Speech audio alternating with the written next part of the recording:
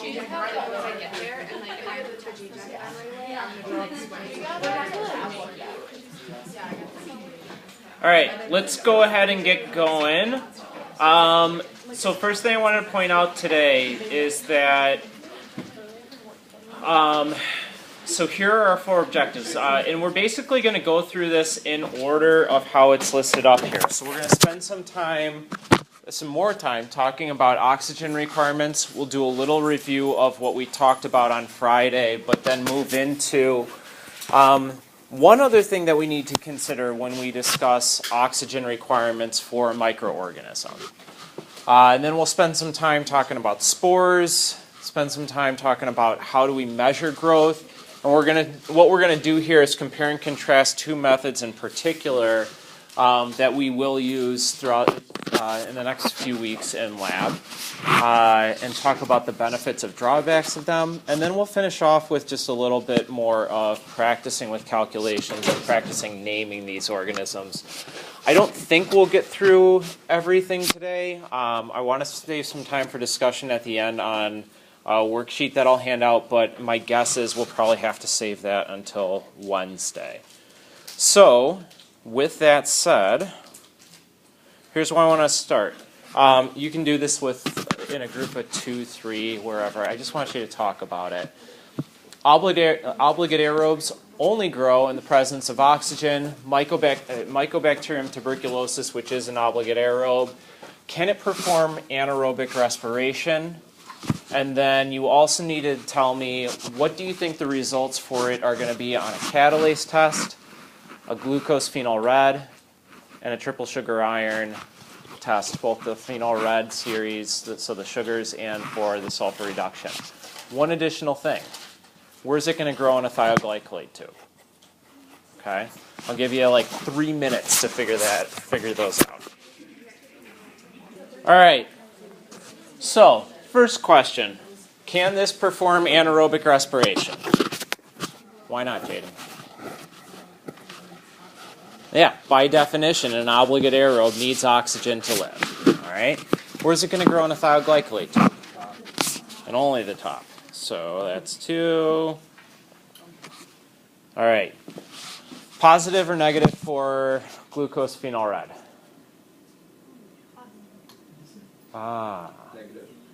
Negative, because why? Can't perform fermentation. Since it requires oxygen to live, that means it can't do anaerobic respiration. We can also assume that it can't perform fermentation as well. So in the case of a triple sugar iron auger, then, we'd assume negative for fermentation of any of the sugars. What about for hydrogen sulfide production? What's hydrogen sulfide production an indicator of? Anaerobic, and using sulfate as a final electron acceptor. So it'd be negative for that as well. What about catalase? What is catalase? That's a great start. ACE indicates that it's an enzyme. It's going to be positive. Is it? Because it performs aerobic. Well, what's catalase then? If you know that, you must know what catalase is. It's an enzyme. God. It's going to be a long day. Electron transport chain. No, but close. You're thinking cytochrome C oxidase, maybe. What's that? It is. So we add hydrogen peroxide to a smear of cells, and what happens? It bubbles. So catalase is an enzyme that takes hydrogen peroxide and breaks it down into oxygen and water, right? And it's a class of 2 or 3 different enzymes whose function is to basically protect the cell against what we would call radical oxygen species, reactive oxygen species. Basically, what these are, let me get to this, sorry. Here we go. So basically, in the process of aerobic respiration in particular, but also in just in the environment, we can get the production of these free radicals. I'm not going to ask you to know the chemistry behind this. Right now, all I'm asking you to pay attention to is whether an organism is going to have these or not based on its environmental conditions. So for example, what this is showing is that there are basically two generalized enzymes that are involved in breaking down radical oxygen species. One of them is the superoxide dismutase, which is oftentimes abbreviated SOD. And then the other one is catalase, which will break down hydrogen peroxide into water and oxygen, or peroxidase, which performs a similar reaction, but instead of forming oxygen, just breaks down the hydrogen peroxide into a couple of molecules of water. The importance of this, gosh, I keep hitting that. The importance of this is that these free radicals are a product of metabolism. And we've talked numerous times already about how oxygen is one of the more electronegative molecules. It steals electrons. It can steal electrons from proteins. It can steal electrons from DNA, actually, even. And so to protect these radical oxygen species from creating additional errors in the cell or damaging the cell, what we have are protective measures within these bacterial cells. Okay? So in looking at a thioglycolate tube, you're not only determining the metabolism of the organism, but you actually can start to determine whether or not it has these various enzymes. Let's practice that real quick. So I'm going to draw 5 potential thioglycolate results. And what I want you to do is for each of these, identify what type of microbe it is based on what we've talked about, and then just answer. Is catalase present or not? Yes or no? Based on what the observations are. Oop.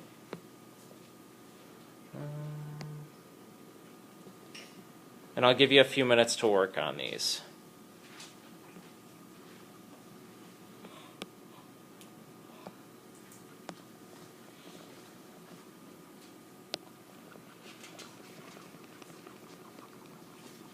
Anybody need me to write the different names up here again so that we have those to help us?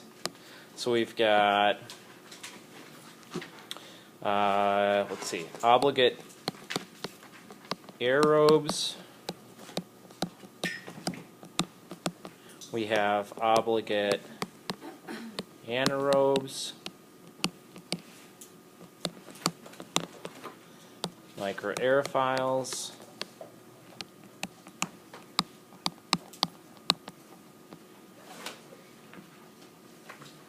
facultative anaerobes, and aerotolerant.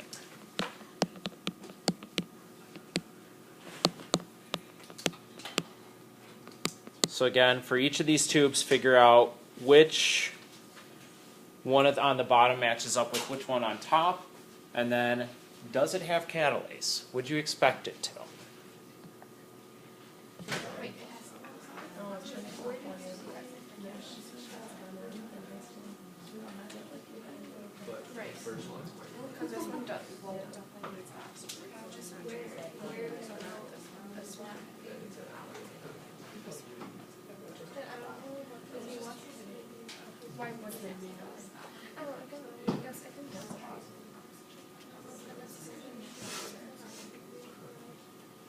All right, let's take a look at these. Let's just go through first and just label which ones are which. So first one is which?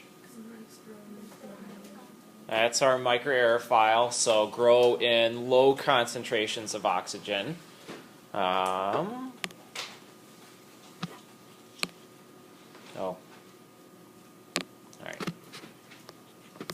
All right, so that's the first one, A. Oh gosh, sorry.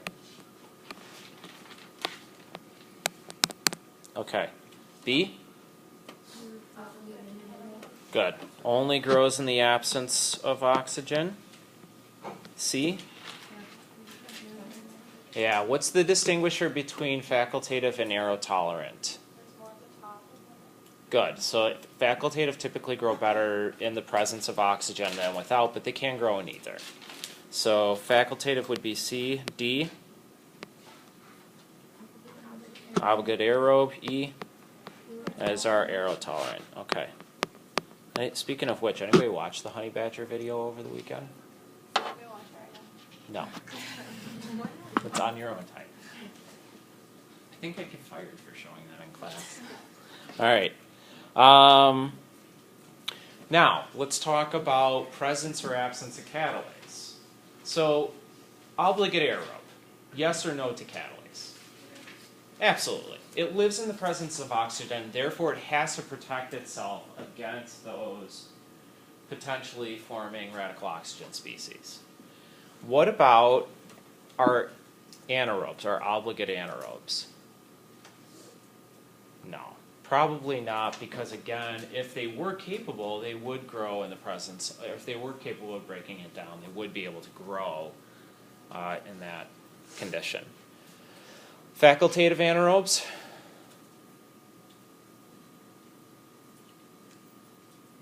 Yes or no? I see like one head bobbing, which is why I'm smiling as I'm sitting up here. Yes. Definitely. Growing in the presence of oxygen. What about microaerophiles?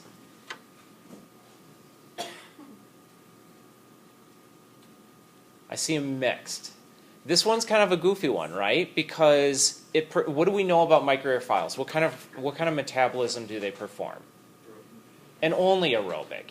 Yet they can't handle the high concentrations. So typically what we find with them is, yes, they do have catalase or superoxide dismutase, but, and there's usually an issue of like they don't have all of the proteins to allow them to survive at the high concentrations like an obligate aerobe does. So if you're looking for just a dichotomous answer, it's yes. If you're looking for a little bit more in depth, it's but. They probably don't express all the proteins that are needed to grow at those high concentrations. Last, aerotolerant anaerobes, E. Yes or no?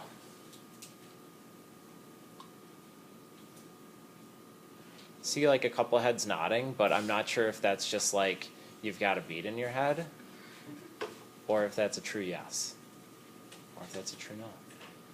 The answer is yes here, right? And why? They can grow in the presence of oxygen, but what else is true about them in terms of their metabolism?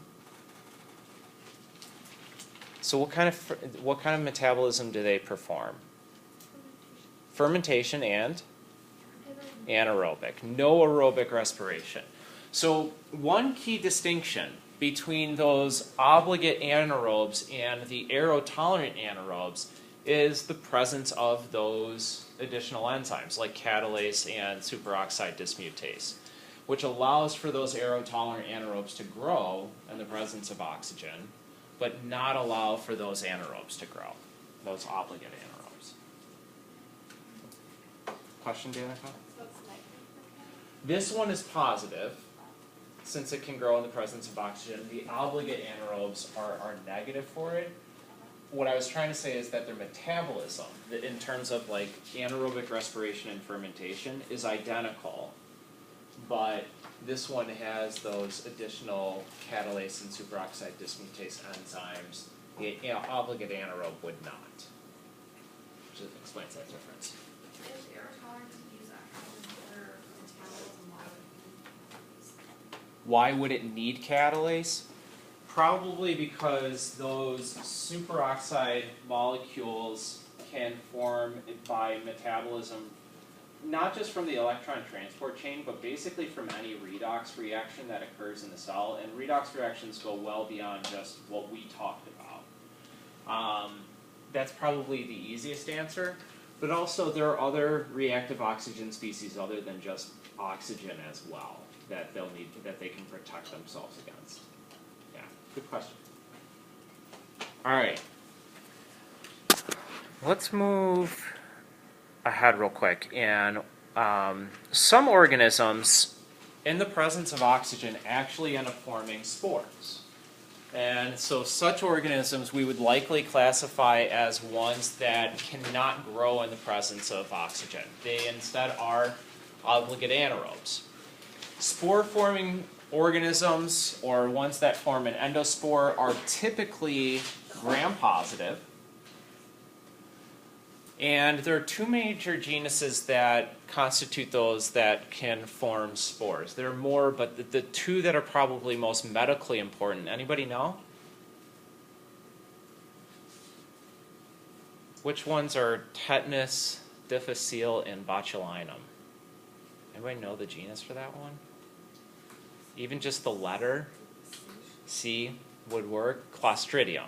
Clostridium is one major genus of medical importance because Clostridium tetani, which causes tetanus, Clostridium botulinum, which causes botulism, Clostridium difficile, which stinks to high heaven, all form spores. Bacillus, there is one especially of medical importance with bacillus, and that's Bacillus anthracis, cause of anthrax. Yeah, anthrax poisoning. So, what spores are basically a response to harsh environmental conditions.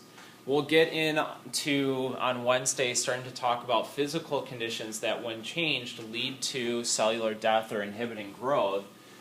One of the ways that some organisms overcome that is by forming these spores. So I don't want to spend too much time talking about how these arise or necessarily the importance of every part of the structure. I'm just going to go over a couple of features and then talk about what these spores can do, what the benefit of them are. So this outer coat here is pretty hydrophobic, pretty thick, protects the organism from hydrophilic solvents and chemical treatment. Bleach, for example. Spores are incredibly resistant to alcohol, so the 70% ethanol that we use on our benches doesn't kill spores, though it may kill what we would call vegetative cells, ones that are actively growing. And then on the inside here, there are a couple of other pieces of the structure that really I'm not going to focus too much on, but I want to point out that the spore is very dehydrated. And there are a couple of different molecules, dipicolinic acid, and then what they call small acid-soluble proteins. Don't need to know those. These are two different types of molecules that help to stabilize DNA, stabilize proteins, so that as the cell is in this dehydrated state, the DNA doesn't get damaged. Okay? Benefit of this, then, is that spores are kind of like seeds, and that you can leave an organism sporulated, it remains dormant, it's metabolically inactive for years and years and years, and then if you provide it the right conditions, a little bit of heat, liquid, it will germinate. Case in point, researchers from South America have isolated from amber a bee, and in that bee they found spores of bacteria, 25-million-year-old spores, and they were able to get it to germinate inside the lab. So spores can last a really long time.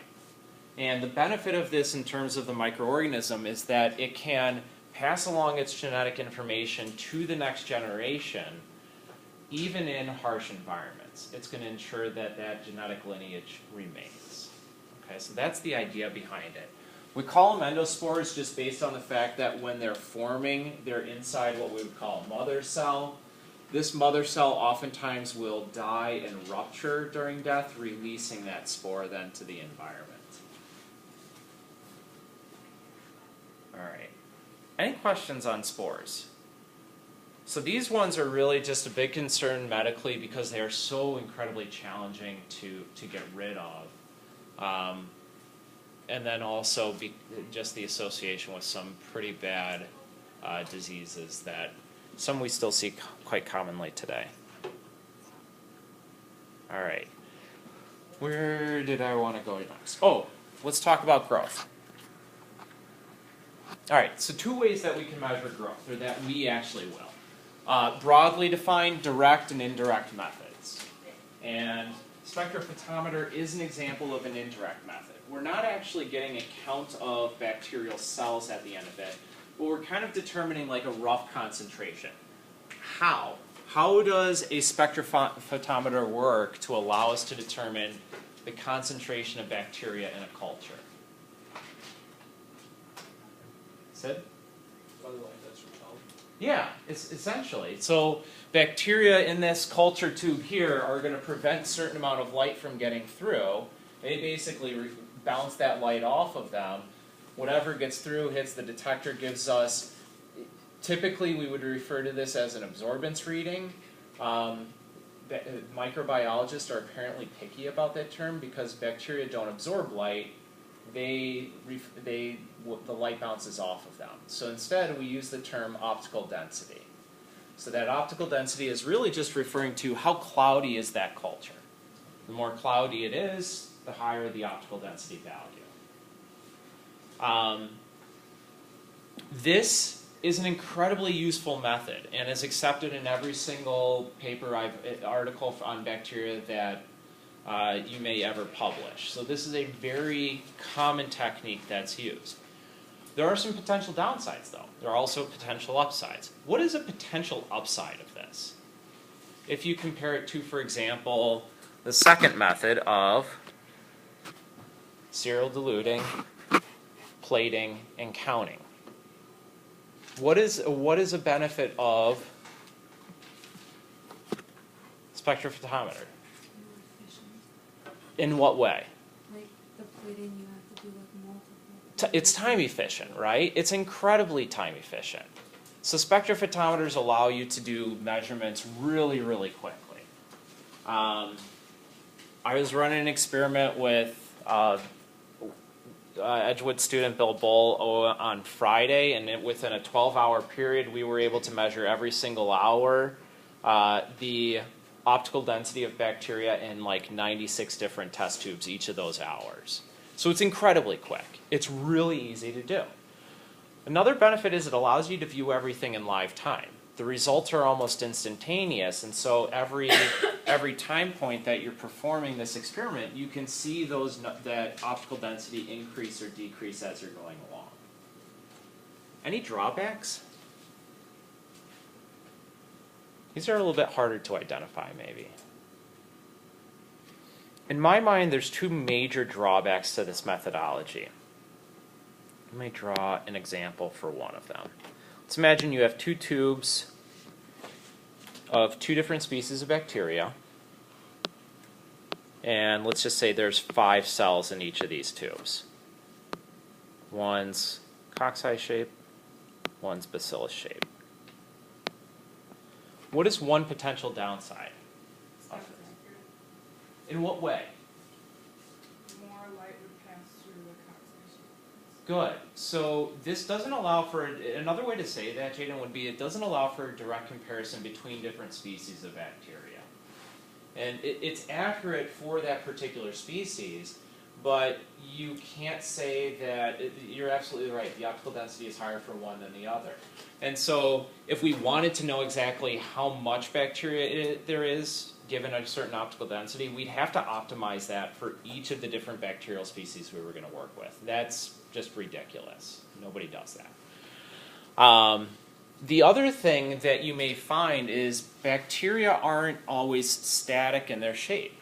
So some of you have even seen this in lab where, like, I think when we were doing some of the staining early on, we were looking at E. coli under the microscope and they looked almost coccoid in shape.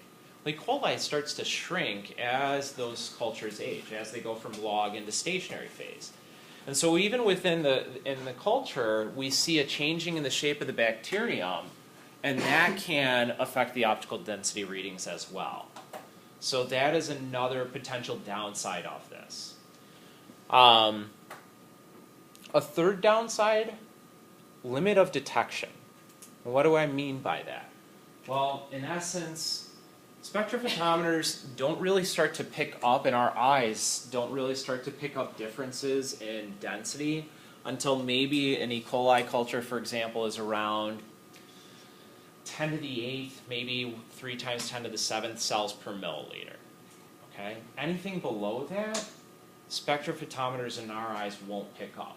The sensitivity is not good enough. And that's where plate counting can be really powerful, is it allows for a more sensitive measurement. Last thing, you don't know necessarily if the cells in here are alive or dead. whereas with plate counting, you're only counting live cells, and that's another small difference. But overall, what we're going to focus on is primarily the power that each of them can provide. So in lab, we'll be doing spectrophotometer analysis of our unknowns Wednesday and Friday. And then a couple of weeks down the road, we'll do some plate counts as well, just to get some practice with that technique. Now, I'm going to go to this slide real quick. Oh, no, that's too far. There we go. Okay. I'm going to pause real quick and just see. First of all, a lot of people did really well on the homework part, and the calculations look great. Sometimes, though, what I find is that people can do the calculations, but they may not necessarily know what they've just calculated. So I want to pause here and see, are there questions on this plate counting method, the serial dilution and plate count? And I'll just stand here for a minute. Don't feel awkward about it.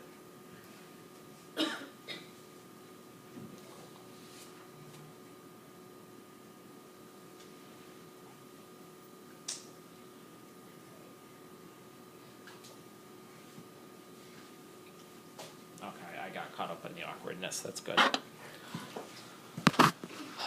Biggest thing, this is an incredibly sensitive technique. And I think the other thing is, yeah, it's time consuming, but it's an incredibly good method, especially if you're looking at, for example, concentrations of cells that are below the limit of detection in spectrophotometry, or if you're working with solid samples. So for example, a lot of food microbiology focuses on, let's count the amount of bacteria in raw beef or something like that. In those experiments, you actually have to mush up the meat with some sort of liquid to be able to even get the bacteria into solution. And then to ensure that you're only counting bacteria, a spectrophotometer won't work. So you have to dilute them and plate them out afterwards. So food microbiology, this is a much more common method for detection. All right, with that said then, I handed out a sheet with some questions. I think that this is a good time to do some practicing. So what we're going to do is really the prompt is that you find a bacterium on the hull of an ocean liner or a ship. Let's assume that bacteria is live. Let's assume that you find it as the ship is moving, so there's some oxygen there as well. Okay, you need to answer a couple of questions. What would be one thing that you definitely have to add to any sort of media to ensure that you can culture these bacteria? Is that media then considered to be selective or differential? So this one might cause problems because that's an old term that we didn't spend a lot of time with, but we'll spend more time with now. And then there's some calculations on the bottom as well. Try those out and see how you do with them. All right, I'll give you about 5 minutes or so, and then we'll see where everyone's at. At least let's go through this calculation for one of them, and then I think what we'll do is we'll use this as kind of a starting point for, we'll use this as a starting point for our conversation on Wednesday. So bring these with you, because I think this will be a really good place to start. Shall we do the first one there? Because I think that brings up a couple of things. Okay, so our basic, recall that the basic equation is number of colony-forming units, and one of the things I want to mention is we assume each colony has arisen from a single cell. But sometimes, yeah, anyway, I'll just leave that as definition. Divided by the volume that has been plated times the dilution of that volume. Okay? So if we were to just plug everything into this one, we've got 267 on top, and then on the bottom it would be 100 times 1 times 10 to the negative 1. Everybody got that? No. So we can also just. Don't you have to get ready to microwave? Go ahead. Ah, thank you. Yeah. Say it. What did I do wrong? I'm such a... Yeah, need to put it in mils, right? Because that's the volume that we're working with. So... Yeah, I tried to be tricky. Okay. So, volume is 0.1 mils. And then... I forgot to put this in here, but this 10 to the negative 1, another way you can write it is 1 times 10 to the negative 1. It's 0.1, for any of you that would prefer to use that. In terms of these calculations, I do not care if you put it in scientific notation or not. I do, but I know that not everybody is going to be using scientific notation in their life, just like not everybody uses the metric system, but we can save that conversation for another time. So given that, I'm guessing everybody got 26,700 or 2.67 times 10 to the 4th CFUs per mil. Yep? Okay. So if you didn't get that, check the work. Sometimes, and the reason why I like to do this in class is because sometimes different calculators will take these equations different ways, so you need to make sure that you're putting it into your calculator correctly. Yeah, I guess that's the last thing I'll say there. And then we'll review the rest of this on Wednesday as we begin to talk about controlling microbial growth. The last thing I wanted to say about Wednesday is